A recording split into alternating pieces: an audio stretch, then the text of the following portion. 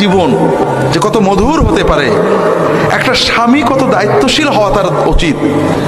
স্ত্রীর সাথে প্রেম ভালোবাসা, স্ত্রীর রাগ সহ্য করা, স্ত্রীকে গালি না দেওয়া, স্ত্রীর রাগের সময় নীরব থাকা, স্ত্রীকে পারিবারিক কাজে সাহায্য করা, স্ত্রীকে বিনোদনের সঙ্গী করা, স্ত্রীকে ডিভাইনিটির সঙ্গী করা।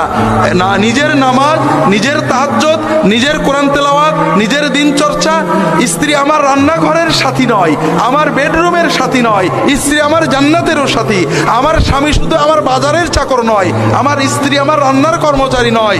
আমরা স্বামী স্ত্রী দুনিয়াতে একসাথে, জান্নাতের পথিক। আমরা দুনিয়াতেও একসাথে থাকবো, জান্নাতেও একসাথে থাকবো।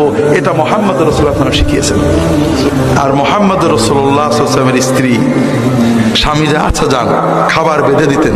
শুধু খাবার বেঁধে দিতেন না, মাঝে মাঝে যখন তিনি দেখতেন যে স্বামীর খাবার তো ফুরিয়ে যাওয়ার সময় আসে না, নিজে কোমরে খাবার